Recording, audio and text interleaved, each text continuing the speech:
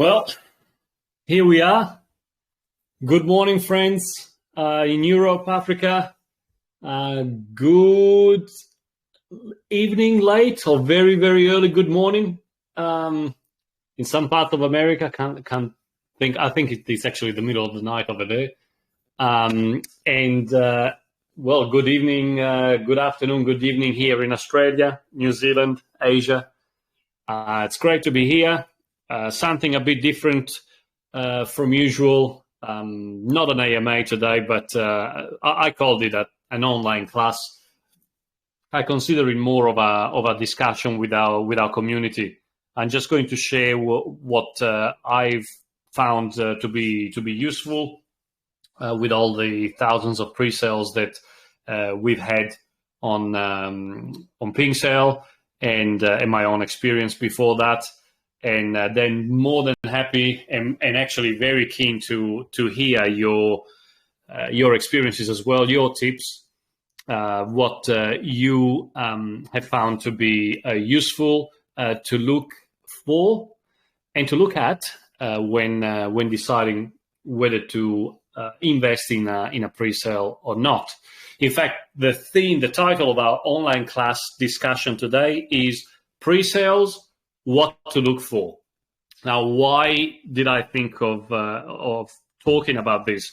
Well, because all of us here, most of us know each other from the Presale channel, the Presale platform.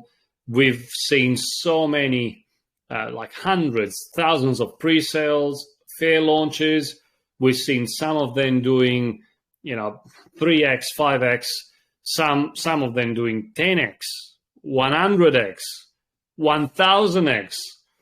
So obviously with pre-sales, there's the opportunity to make some serious money.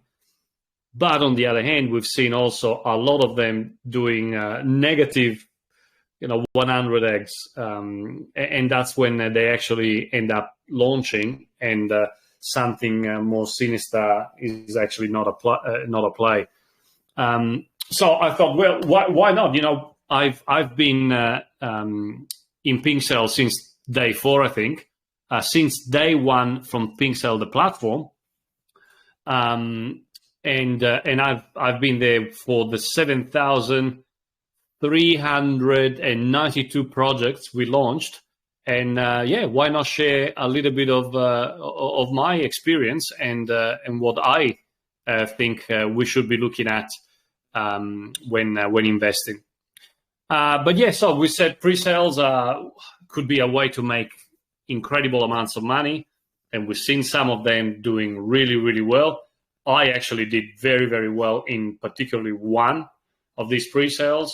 I was lucky enough to get a whitelist spot. I don't want to mention the name. I don't want to in any way sway anyone in saying that a project is better than another. I did really, really well. In fact, today that's my best investment and the fastest return ever. I think I did a 10x in 6 hours, and that was on. That was a very, very good day. To just say I was very happy. But then again, I got rugged once with a project. I can't remember now the name. Some other ones I was barely able to get my money back. Some of them I lost money. And that's with the experience, like even the rug.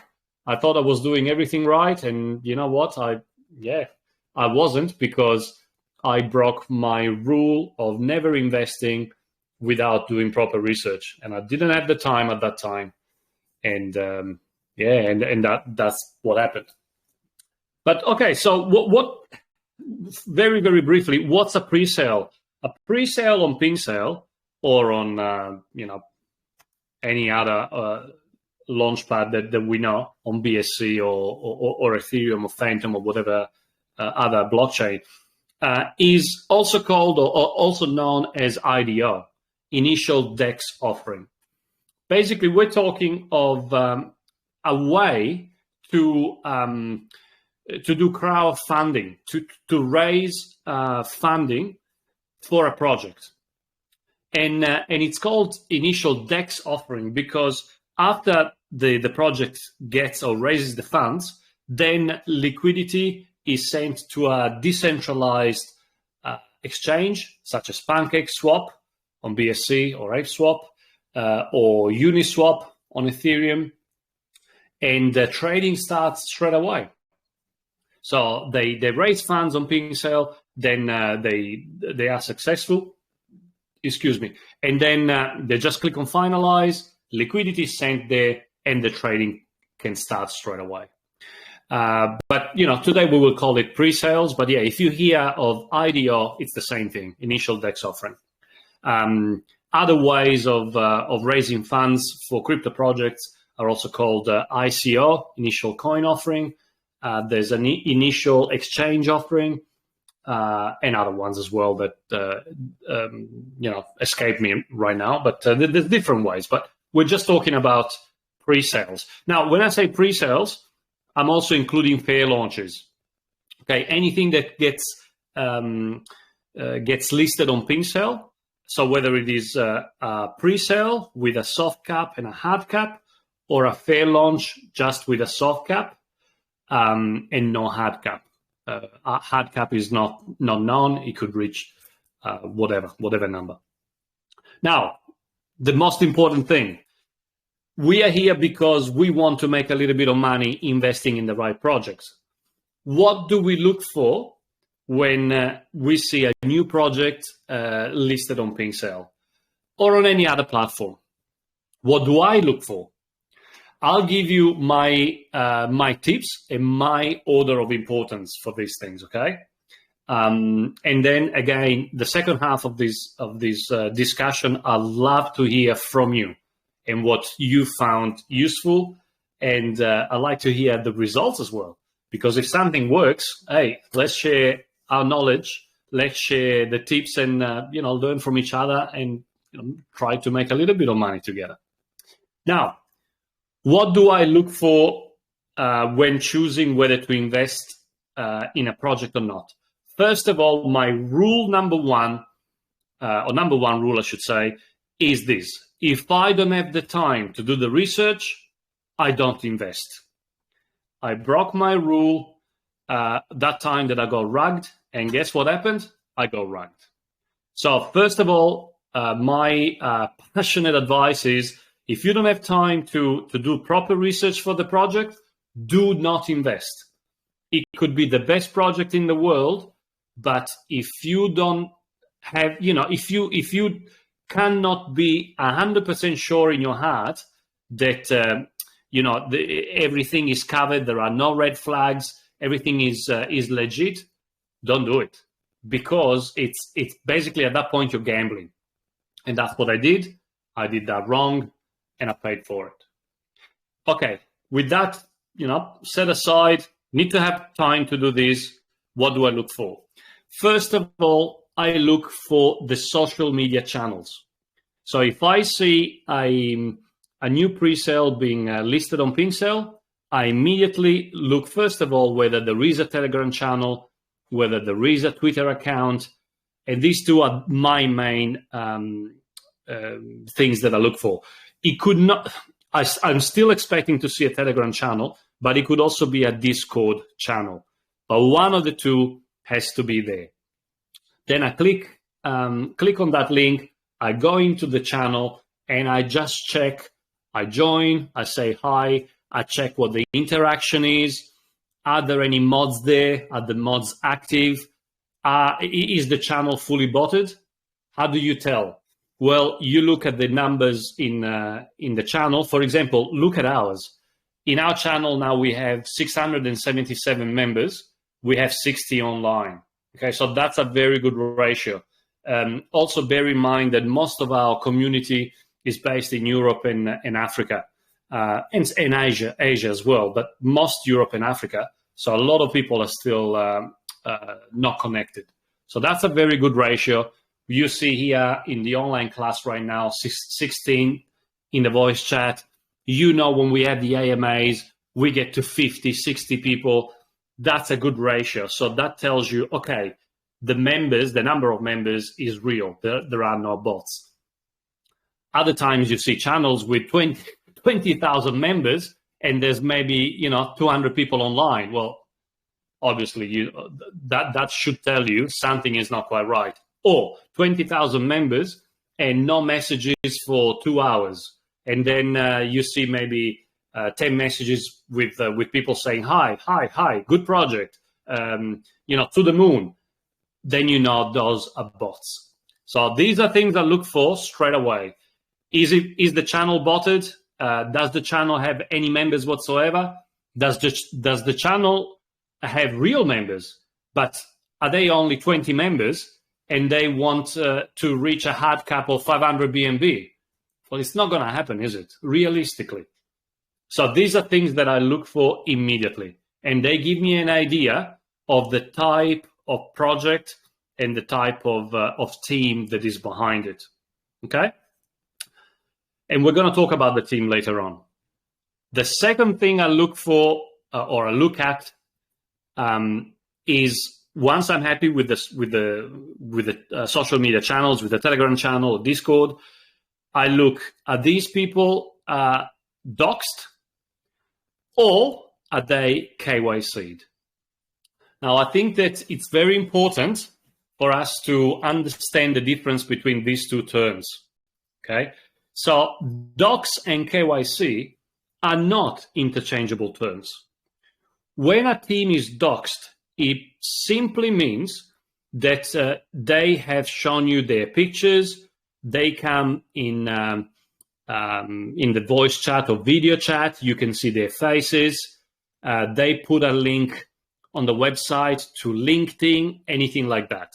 So you see who's talking to you, okay? However, please be very careful, because that does not mean that the person that is talking to you is actually the person or the name associated with that person. They could be lying. So that could be an actor, for example. The LinkedIn account could be fake. It doesn't take a huge amount of time to create a fake LinkedIn account. So doxed means only that. You see the person, you see a picture, they're talking to you, but remember, that person could be an actor. KYC'd, if done properly, instead means that the platform that has done the KYC holds the physical, or a copy of the physical IDs of the person. So the person says that their name is John Smith. The platform, in our case, I'll give you my experience on Presale. We try to cover all bases so that this cannot be cheated in any way. We have a document that says, a passport normally, that says, okay, this person is actually John Smith. The passport comes from the UK or whatever, and they've done this with an automated platform that is specialized in detecting frauds. So when you hear KYC, especially if done at Presale or other platforms that take as much care in making sure that KYC is done properly, KYC always prevaricates. It's always better than doxing, because remember, doxing simply means that you're seeing the person, you're seeing a name. However, that person or that team could be actors. And you know what? It has happened in the past.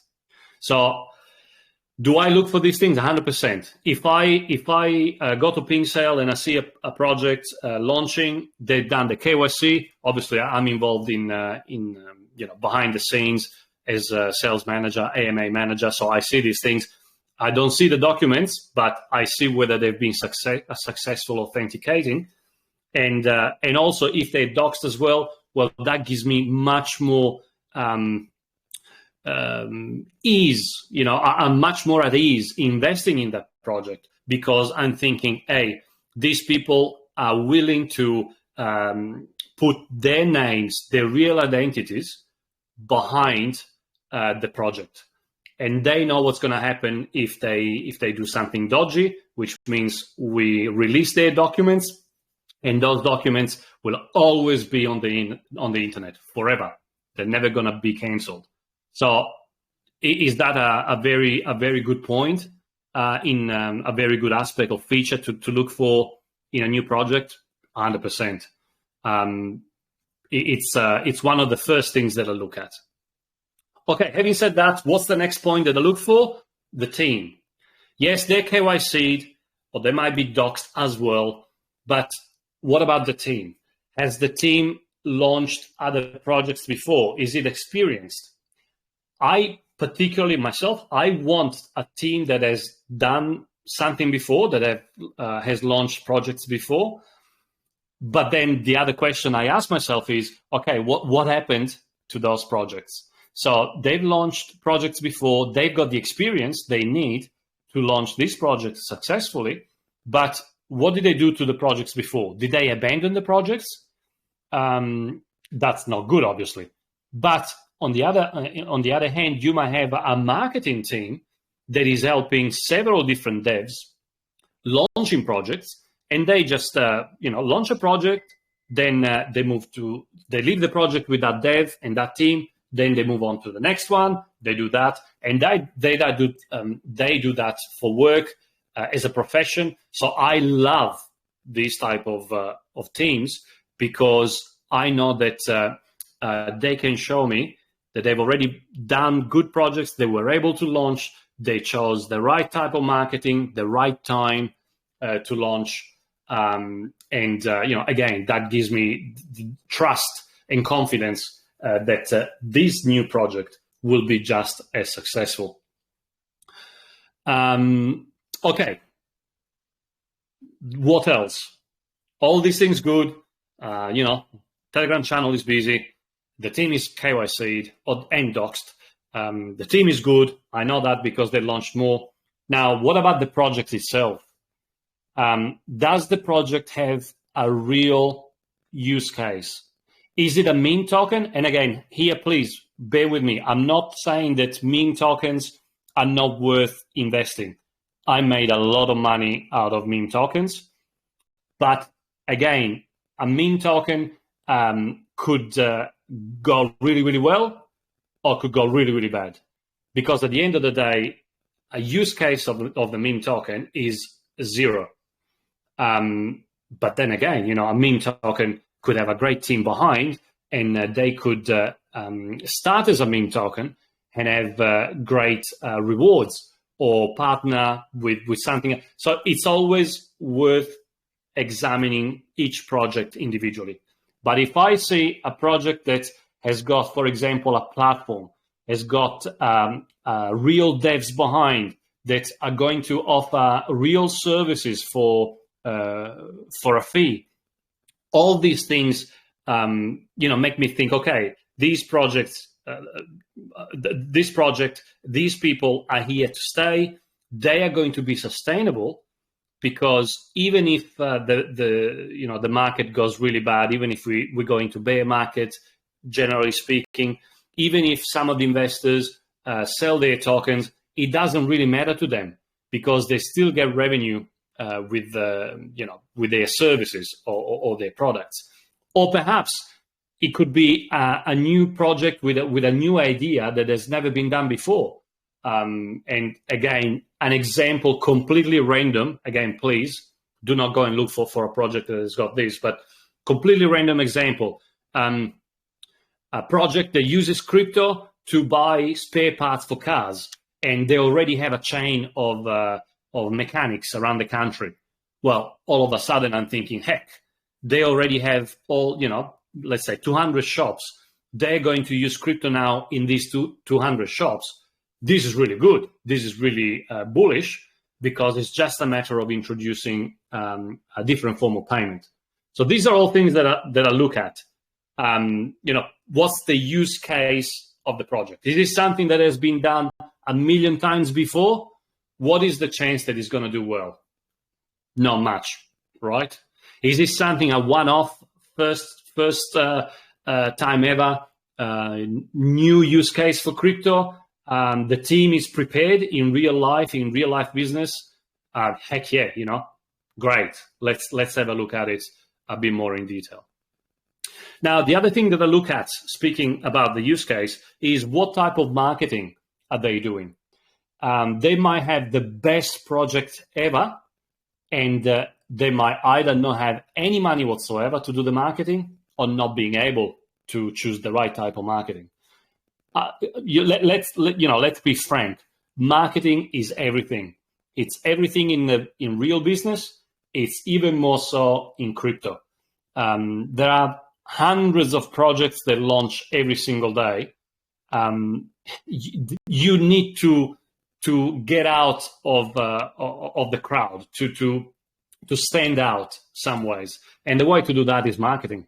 So are they doing AMAs in the right channels?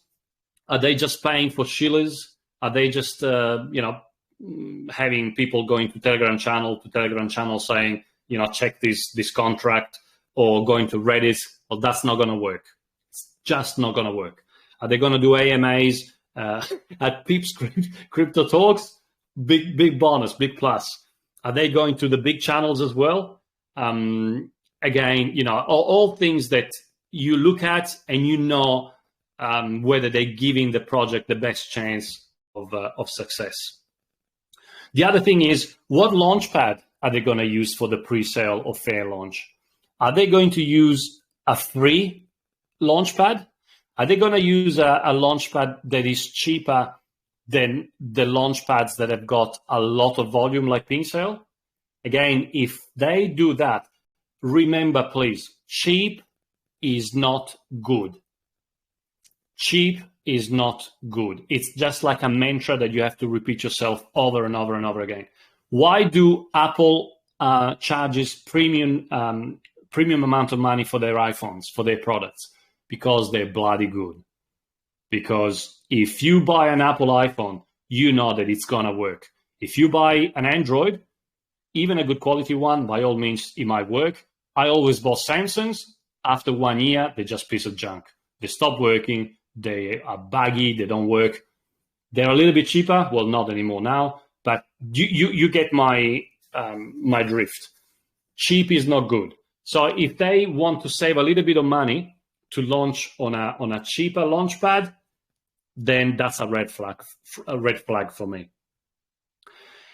Now, we've talked about these things, as far as marketing and team and security with KYC, things like that. I left a very big, a very, very vital thing until now, because I think this is vital as well. I never, ever, ever even look at a project if they have not done an audit with an auditing firm that I trust. Because again, they could have the best project ever, the best idea, the best team. They might have either bought, and it has happened, they might either have bought a contract from Fiverr or another one of those platforms. They might have used a dev that they don't know too well, or even they might have employed a very good dev, but there might be a bug in the contract. So an audit from a good firm tells me, hey, the contract doesn't have backdoors for the dev or the team to mint more tokens. It doesn't have anything dodgy happening. And it's been checked, especially from good firms, it's been checked for bugs, and it's gonna work at launch. So that to me is a 100% thing that I look for. And if it doesn't have an audit, I just don't invest. Not only that, if it's got an audit from so-so auditing firm, I think twice about it. And again, from my own experience, we have a list of auditing firms that we accept, we partner with at Presale, and that list gets updated all the time. And some of those firms have been deleted because they were not doing a good job. So yeah, very, very important. Now let's get to the actual pre-sale tokenomics. So with all this behind, now I go on the page of the presale, and I go straight to the pie chart on Presale, and I look at the pie chart. The first thing that I look at is how many unlocked tokens does the team have? Because all the things we talked about before could be spot on. Then, they're selling on presale or fair launch, they're only selling 1% of the total supply. Guess what's going to happen when they launch? They've got 99% of the total supply to dump on all investors, drain the liquidity, and do the famous rug. So I look at that, and we've talked about this in AMAs at Presale many times. Yellow, too much yellow is bad. A little bit of unlocked tokens, by all means, can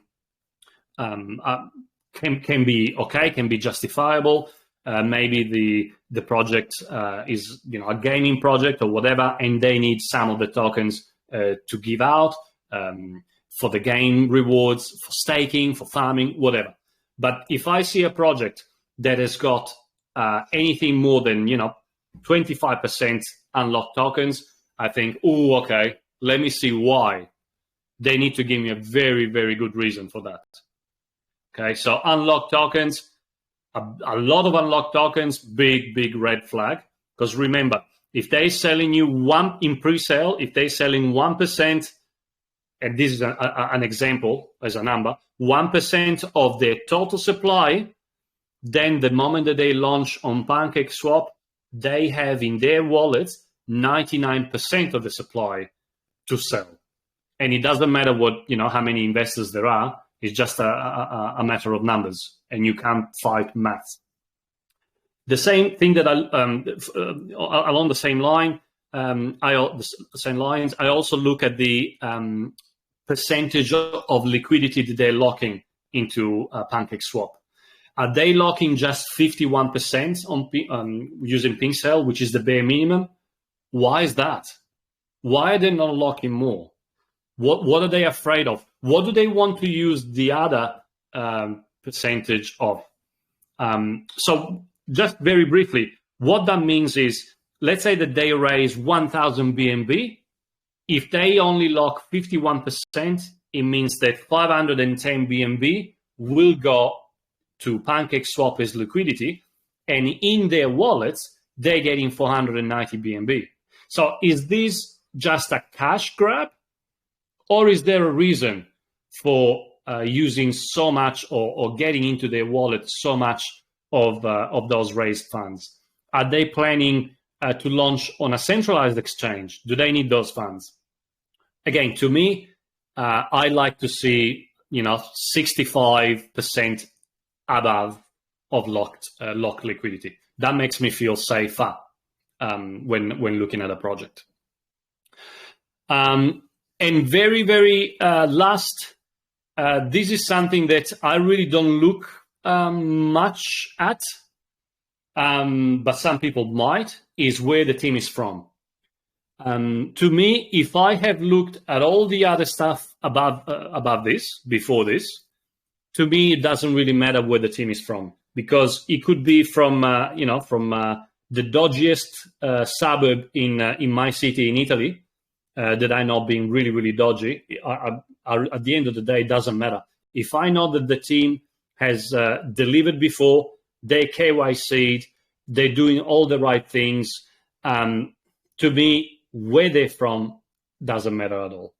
But some people might look at that and just choose not to invest in teams coming from a particular area, and that's a personal thing. Again, investing is very personal. As far as I'm concerned, it doesn't bother me. Well, this is all the things that I look for in a project, in a pre-sale. What about you guys? It's I've talked for half an hour. I think you're sick and tired of my voice. I'm keen to hear from you.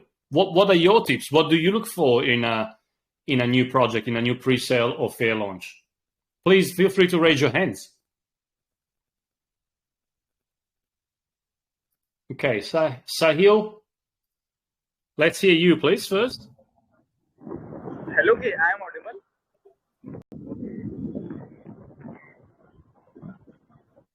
Are you there, Sahil? Hello. Hi. Hello. हाँ के Pip, I am audible right now. Hello. Hi. Hello. Yeah, we can hear you. Can you hear us? Hello. Is I'm audible? Hi Pip, how are you, bro? Stop. Yeah, really good, thank you. What about you? Pip, my question is all about suppose I buy XYZ coin, okay, and such as I told you, I invested in Doge and WRX, and right now I am in loss of 2.5x. But there is a time in which I am in profit of 1.5x. It means my investment got 1.5x. Okay, so when to take exit? Somebody told that take exit partially, 50% sell at ATH when it goes the coin, or and can you suggest how to buy some token like we have to do dollar call average and when to sell the token? Is my question is all about this. And sorry, Pip, I didn't have a good English because I am from India. So thank you. Sorry, what is your question, please? Pip, I am audible. I can hear you better now. What is your question, Yes. please? My question is all about suppose I have invested in XYZ coin and Yes. this coin is gone 1.5x from where I have purchased. Okay. And there is some greediness. Suppose I told that I invested in Doge and WRX, and right now I have a loss of approx 60%. But at that time, I have also profit of 20-30%. But I didn't have profit because of my greediness. So can you tell me how can we start booking profit? Because profit booking is also very important at that time. So this is my question. Somebody told that you have to book the profit partially when the token get touching their ATH. So what is your view on this, Pip? Okay, I understand. My view, Sahil, is no one can forecast when all-time high and all-time low is, and it's all good in hindsight to think I should have sold here or I should have bought there. But how do you know? None of us has got a crystal ball. You can look at charts and you can look at world situations and what the markets are doing and make a guess. But at the end of the day, like no one knows what's going to happen. Like we were saying in the chat before, if you believe in a project, the best way to invest is the dollar cost average, by all means.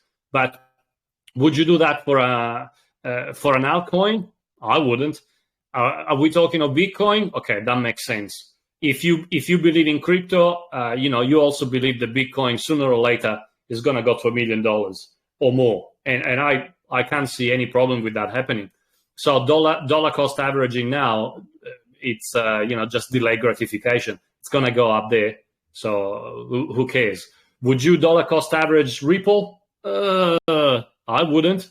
Would you do the same thing with Doge? I wouldn't.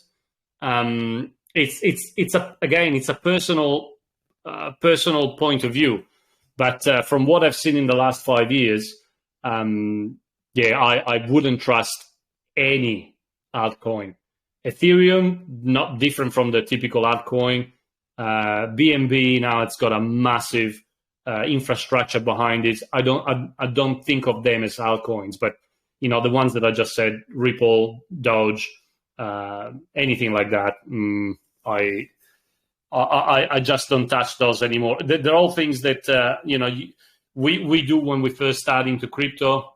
And as you were saying, Sahil, we watch a YouTube video or we read a tweet from an influencer, and then we get wrecked big time when they dump. But yeah, that's my view. We can't say.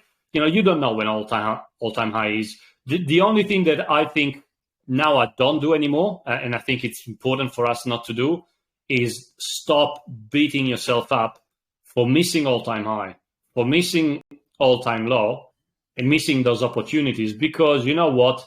If you didn't sell at all-time high, but you still made 2x, hey, that's a big win. Do you not in traditional markets, traditional finance, how many years it takes to double your investment?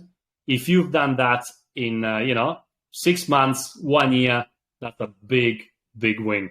So what I've been doing the last few months, I just stopped beating myself up for not doing as much as not getting as much as I could have.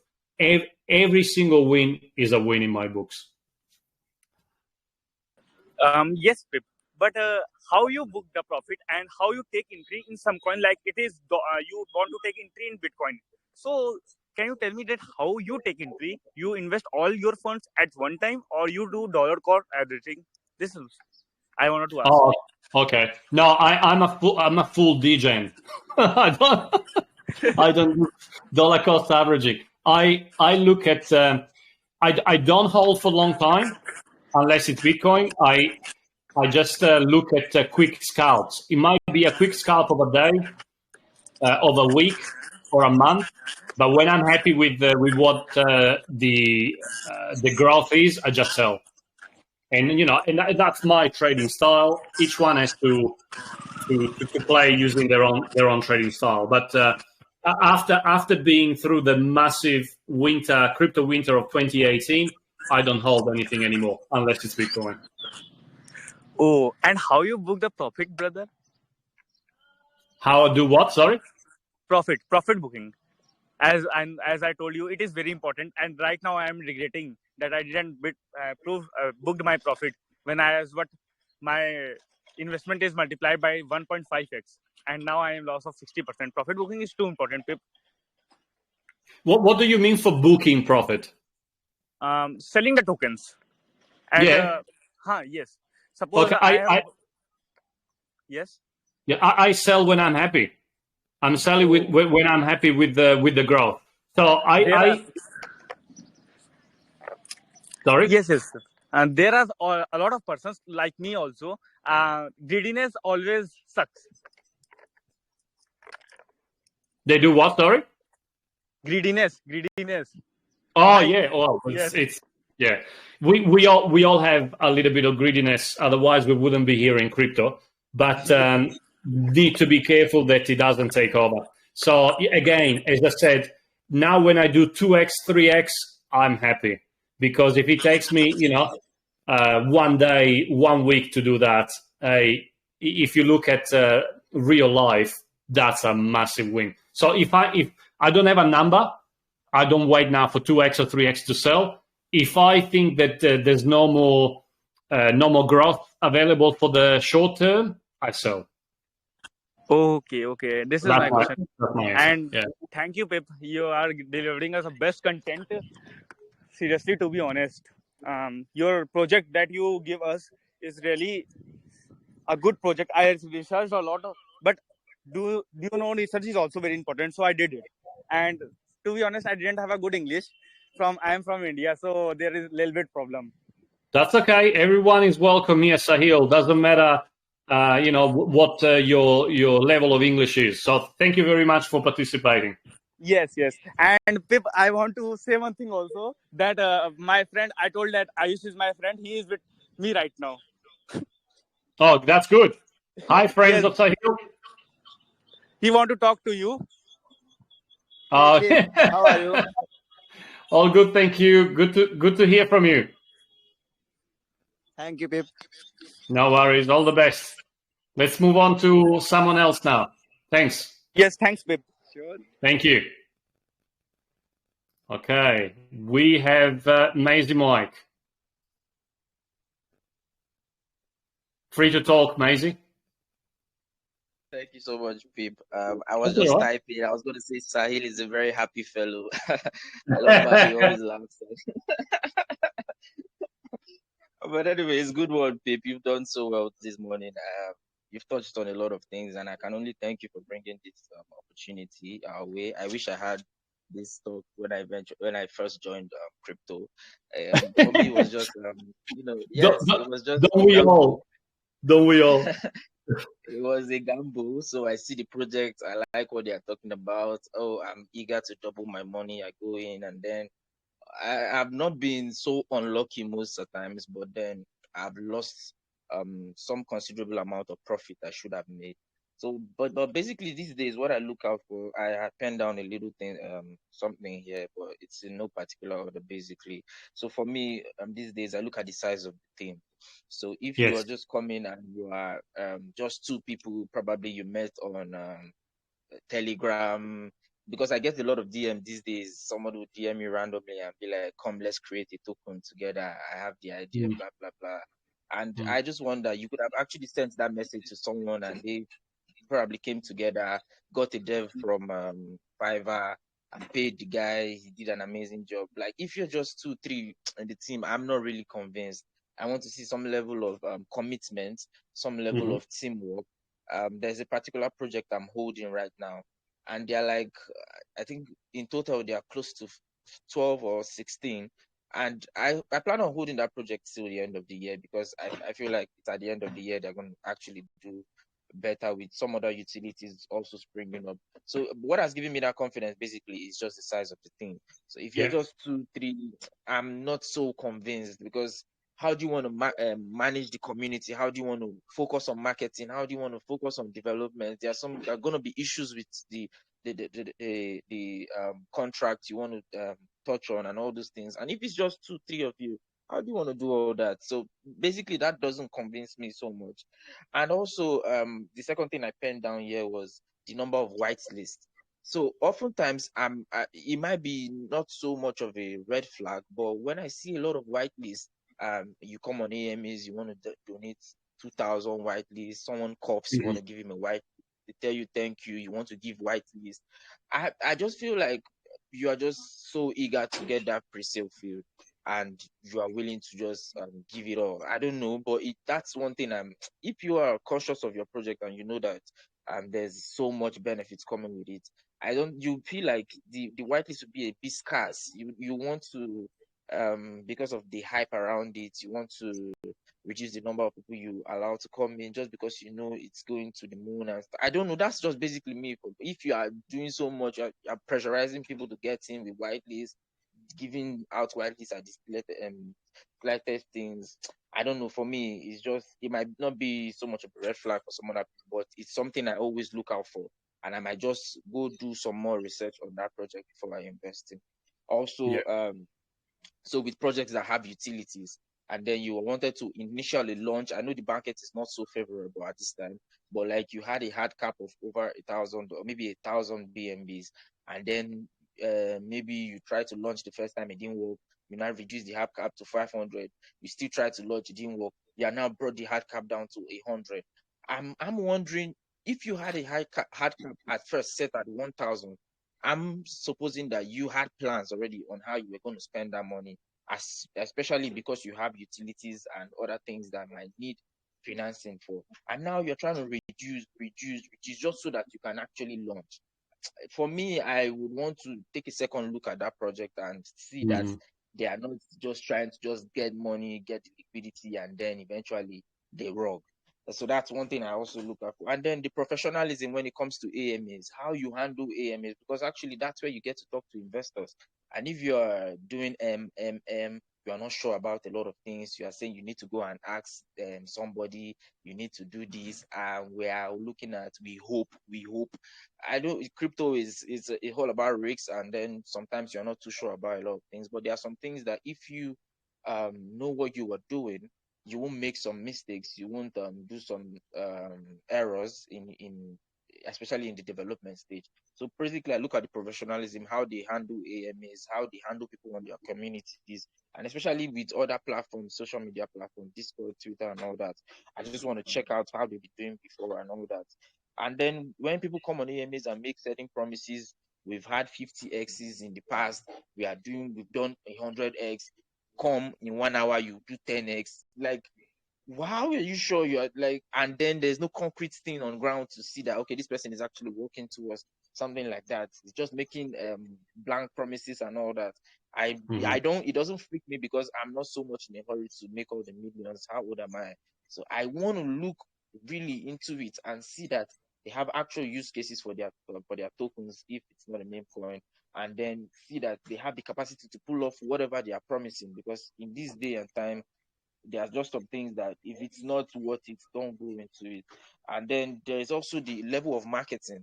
So if it can be two ways. I got into a project and they were not willing to do so much marketing because they had a very small hard cap to fill at pre-sale, and that could also be a good sign. So because when they eventually launch, they can put on I hope I'm not getting feedback. They can put up so much money into marketing on other channels when the pre-sale is eventually filled. Maybe they focus on Discord, they focus on Twitter. I know, okay, these guys they know what they are doing. But there are some other times you pump in so much money into marketing the pre-sale, and after the pre-sale, the hype is gone. You come into full launch, especially when there are no utilities, or the utilities are going to be launched in, say, 4 or 5 months' time. There's no hype, nothing. People are there, people are selling, and then you are saying, don't worry, hold, buy now, buy the dip. Most times it's not really encouraging. And I look at some of those things sometimes, and if I'm already making profit, I just want to sell. And then some sort of advice I always give people, and it happened to me: don't be greedy. Like you said, I got into a project. I was so convinced as to how they were going to do. So they were going to launch V2. I got in when they were still in V1. I bought at a very low price. So when they eventually launched V2 some couple of days later, I was already in profit. But then I got so greedy as to, man, if it's doing this so well in the first few days, imagine how it's going to do at the end of the week. And then it was just around the same time we had this war and stuff. So I just slept in the night and then woke up to see that I had lost almost half. More than half of the profit I had even made. So I lost all of that. I was just so lucky that my capital was still intact because I had gotten at a very early stage and they had not gone, it was not that bad yet. So basically, don't be greedy. Once you see your 2x, 3x, I think that's what I'll be doing these days. I will just take it and leave. And yes, there's something I also wrote. And then when I invest in projects, I also like to keep up with their roadmaps. So I want to know at the time when they are going to launch the utility. If it's not too far, I know, okay, there's going to be some level of boom around this time because this is launching. And also CMC CoinGecko these days, it's not so much incentive for holding, but then I also want to see that is somewhere in the view, and maybe that would also pump the price a little. But basically, it's crypto and then it's all risks. But I would just urge every one of us to follow our conscience, do your own research, and let's hope that. And also ask for advice. We have people here who's been experienced with over how many thousand pre-sales, and if there's anything at all you are not so confident about, you can just ask. And maybe if you're trying to ape in on any project, you just drop it on the group and who got in on this? What do you guys think? I want to get for in. sure. If For sure. Yes, that's something I always see people do, and I'm always really glad. I just bought in on one today, and it was because I saw a lot of people buying it, and the reviews were also very good. And so that's just it. Basically, thank you, people, for this. That's Like I said, nice. I didn't get this opportunity. I didn't get this opportunity when I was starting, and I hope a lot of people make good use of this today. And then just thank you so much for this in general. That's okay. Thank you, and thank you for your tips as well. And I agree with you, Maisie. Don't be greedy. Like Sahil just typed what you said. Guys, a win is a win. If you can double your money, 3x your money, triple your money, mate, that's awesome. Don't always want more. If you're happy with what, remember, actually, this is one of the best quotes I've heard from very successful traders. This crypto is a cash game. This is a billionaire. He made his billions in crypto. Crypto is a cash game. You come here, you make money, you sell, you put away the cash. Then you do it again, you put away the cash. This is how we play this game. You at the end of the day, it's what is sitting in the wallet as cash in USD that makes the difference, not whether you're holding 3 million tokens that tomorrow might be worth nothing. So yeah, great point. Thanks, Mike. All right, let's have someone else. DOJ, please. It's been waiting for a while. Welcome, DOJ. Yeah, thanks, Pete. Hi, mate. Hi, guys. Yeah, I'm trying to take in everything I've learned so far. I really want to say a big thank you to you, Pete, man. This is very educational and premium content you've dropped for us today. It's really beautiful. And then Mazi Mike has mentioned a lot of things I have on my mind already. But I just want to say what I do sometimes. Like I follow for projects I'm really interested in seeing how they go. I just tend to follow them through all the steps that I can. Like for example, I go in for a project on the Telegram group. I see their schedules for AMAs. I try to follow their schedules, attend their AMAs like on different platforms, and I try to rate the quality of their AMAs. I've seen some of them that bring in some irregularities, like say something here, say something different here, and I'd be like, are these guys for real? And then I also check I also check the quality of the response they give, because for me, if a team doesn't really know their project, we've had conversations like this before. We'd be like, do these guys really know this project? Because probably went through their website, we read what is written on the website, on the roadmap, on the white paper, and then they come for a presentation which they should have prepared for to me, and then they can't deliver. It just goes a long way to say that this team cannot be trusted. Because we've also had some other AMAs that even the owner of the project handles the presentation, and then it's really beautiful. Everybody keeps shouting, yeah, good idea, good idea. And then you now come in here with, like, people are trying to help you even handle questions. Like some of the people that are asking the questions are trying to help you. It just shows that that team cannot be trusted. And that's a red flag. That's a big red flag for me. I take presentations very, very seriously. If I'm going to do something, I want to be able to present it in the best way possible. So you shouldn't come as a team and then you can't even convince us by just the presentation. No matter what you have, all the big plans that you've already mentioned, if I ask you a question, expect solid answers from me. So that's just one. A lot have been mentioned already. I would have said some other things, but then good job, guys. I really love this space. It's so educational, and I didn't even get this chance like John. I would have probably saved a few of my dollars that was wasted. Yeah. So thank you so much. Likewise, thank you so much for your input, and I agree with you 100%.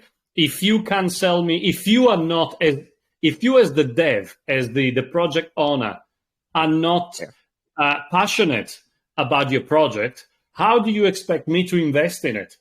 You know, if you don't know the answer to the questions about it. I think we just need to make a difference between people that live in different countries and they don't speak English, and they hire a speaker and those that speak English. But even there, if you don't spend enough time to teach your speaker, your interpreter, about the project, what does that tell me about the way that you're looking after the project itself, the way that you're doing things?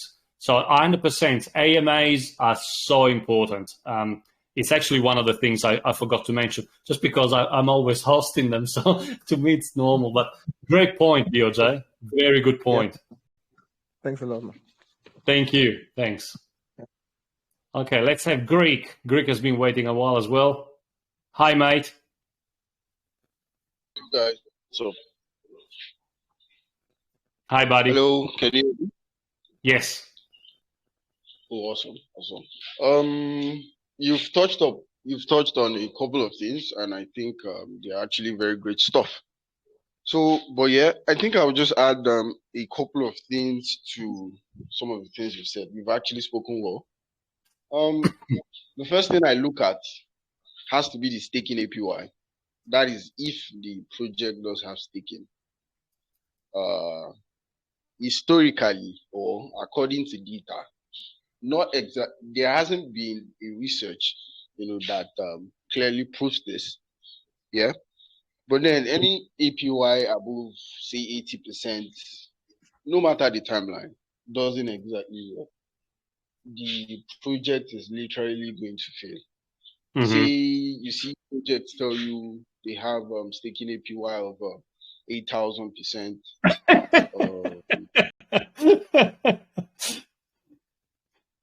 500%, I know. 6,000. You know, APYs, and they tell you that if you stake, this happens. That obviously, it's just bullocks. It's nothing good is going to come out from something like that. You understand, yeah? Of course. How can you sustain that? Come on. It's good as a marketing gimmick. You do it for a week. Instead of spending 50 grand in $50,000 in marketing, you're spending it into giving the rewards. But honestly, how sustainable is that in the long run? How can you think that a project can keep giving, 8,000% APY on a staking or a staking pool or a farming pool? It's not going to happen. You understand? So basically, it's crazy things are going to happen, when you see things like that.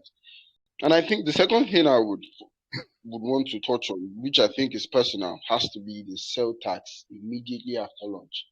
You hear projects say, oh, the first 1 week after launch, the sell tax is going to be as high as 30%, 40%, just to stop people from selling. And it just gives me the feeling that the marketers, the devs, do not exactly know what they are doing. Because if you think people are going to dump your project en masse, immediately launches, then you probably shouldn't even be creating a project in the first place. So, and I love it. Personal. So there's no point, saying in the first 1 week, the tax is going to be like 45, 30%, and you reduce it gradually. It's I don't know, but I find it very wrong. And lastly, I wouldn't want to invest in projects that promise the same things other projects are promising. You see so many projects tell you they are play to E, NFT, metaverse. I think those three things are like the constant stuff now. Tell you, oh, we are a gaming, metaverse, NFT oriented platform. What's that? Nobody knows what the metaverse is. The NFTs you guys are incorporating in your GameFi, you are doing it wrongly. So what's the point? You clearly do not. I don't know how well to say this, but there are tons of projects promising the same thing, and I think this for me goes along with meme tokens also. Meme tokens, charity tokens, charity tokens. I think that's also like one of the craze now. They are literally doing the same thing, and I feel for me, it doesn't work. If you are doing the same thing 1,000 guys are doing and you are not doing it differently, your project is not going to be sustainable. So I think for me, coupled with some of the things you've spoken about here, these are some of the things I actually do look out for. Mm-hmm. Yeah. Excellent. Thank you. You're spot on, Greg. You made me laugh because, I remember, as you were saying those things about the APY, I remember a few of the projects that I invested when I started in DeFi farming. And of course, I got absolutely demolished and wrecked within a week. But all your points are spot on. Thank you very much, mate. Guys, I really, really love this interaction that we had today. Hi, Akeem. Yeah. Okay. Maybe after any other person here, I have something to say as well. Thank you. Oh well, you go, because I'm about to close for the day. It's been 1 hour, so please go ahead, Akeem. Thank you, Pip. Thank you, and thank you, the community. I just want to believe that we are online class here, and I believe that whatever suggestion or idea that anyone brought here is just an addition to whatever we all have. So all decision is left to us as individuals. That is what we should put at the back of our mind. There is no force to you using whatever suggestion or idea that any other person brought here. This is crypto. So we should use our wisdom whenever we are investing. Now, coming to what I want to say. Now, somebody, Sahel Gupta, talk about he being greedy. Yes, people responded, we are almost all greedy because that is the reason why we are in crypto, because everybody wants profit. But depend on how you control your emotion, how you balance yourself, and what actually are you even looking for.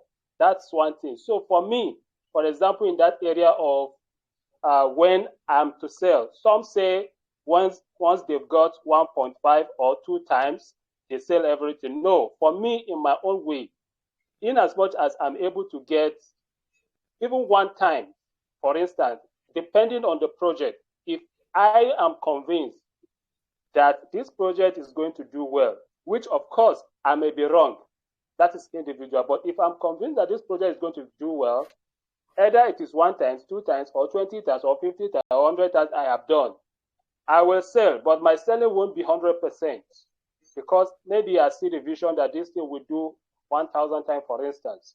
So I might sell 80% of it. Of course, I have taken my profit, and I have even taken my capital, and I have even taken profit. So whatever that is left, let it go for good or for worse. That is my own. So because sometimes when you just something, I am doing this in order not to bite finger later. Because if you decide to sell when you have 2 times, what if later that project goes 10,000 times, 100 times, 1,000 times? You keep on biting finger, and that thing could be emotional. So in this area, that is my own method. Then we talk about lock. Yes, people mentioned about lock talking. Or lock talking, yes, because he keep on preaching this to us, even at things which really work for almost everybody. So, but Pip, I want to raise one issue here, because you see this project owner, they are very crafty. In as much as we, the investor, we are crafty because we are both teaching ourselves. So, once I look for a project, once I see that there is lock up to from 80% upward, I withdraw a bit, because if you lock up to 80%, which means you have small percent for pre-sale, small percent for the liquidity, and whatever that is left for the team. So which means 80% locked, because nowadays most of these project owners are very dubious. Well, no matter how long they say they lock it, how do I know that actually you are going to even use this 80% for exact thing that you say is going to benefit the project? How do I know that you are not going to even use it for rug pull, even in the long run, when that project appreciates so well? So for me, as a person, once your locking goes beyond 80%, I call myself to attention. That is myself. So that is that on that area. Then the last part of it, yes, somebody did mention of some people talking about their past performance in projects, blah, blah, blah. Maybe they have done 20%, 20 times, 50 times, whatever, that you don't go by that. Yes, that is your opinion. You are right by that. But at the same time, we cannot do away with the fact that past performance is always a good point. Because when you not just hearing the performance, but researching and finding out what led to the performance, and who is even the dev or who is behind the performance. So by so doing, you are doing yourself the good. Because if a dev or project has done 100 times before, there is that very much possibility that it's going to do 200 or 1,000 times. But all depends on who is behind it. So that is my own area. Thank you, Pip. No, that's okay. Thank you, Akim. You made very good points. They're very, very good points. Community, I absolutely loved this time we spent together. I actually, of course, I love much more when you started contributing with your comments rather than just listening to my own voice. But unfortunately, I need to stop because it's been more than an hour and I need to go now. Now, I'd like to thank you so much for being here, first of all, and all those of you who contributed and raised your hands. I'd like to ask you if you can please write in the chat if you want to talk about this subject again and when you would like to do that, or if you think that we have covered enough points as far as this subject, what subject you want to talk about next. So let's see what the majority wants, and when. If this was a good, I'll be very honest. This was a very good time for me during the day. I prefer much more, 5 o'clock at night for me than 6 o'clock 6 o'clock in the morning. But I also want to make sure that it's the best time for the community. So please feel free to write your comments in the chat. If you think that we need to discuss about pre-sales more, what to look for, how to invest safely, please write that. We will have another session like this about the pre-sales. If not, we will have another online discussion about something else. And please tell me in the chat what you would like to discuss. And whatever we decide, we will discuss that later. It could be at the end of the week or next week at the same time. But I really, really loved it. It's great to see your participation. And let's do it again. But yeah, thank you a lot. Thank you once again. We have recorded this online discussion, and I will post it now in the chat as well. Thank you, everyone.